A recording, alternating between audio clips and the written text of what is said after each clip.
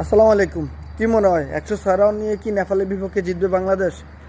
আফ্রিকার সাথে যে খেলা দিছে নেপালে সেই হিসাবে তো এ রান আমার কিছুই না। মানে এত বাজে একটা ব্যাটিং করছে বাংলাদেশ আজকে বলার বাইরে। নেপাল শুরুতে টস হেরে বাংলাদেশকে ব্যাটিংয়ে আমন্ত্রণ জানায়।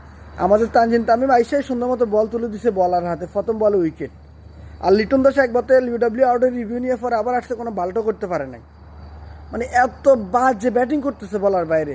এ শান্তর বাচ্চা না আছে ক্যাপ্টেন্সি, না আছে ব্যাটিং, কোনো কিছুই নাই। আইসা শুধু মিডিয়ার সামনে ফ্যাঁ ফ্যাঁ করে বয়ান দেয়, লজ্জাও নাই ওদের।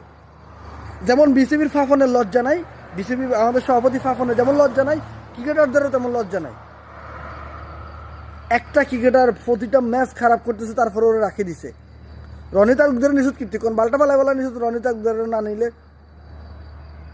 এত বাজে ব্যাটিং করতেছে বাংলাদেশের প্লেয়াররা, মেজারটাই গরম।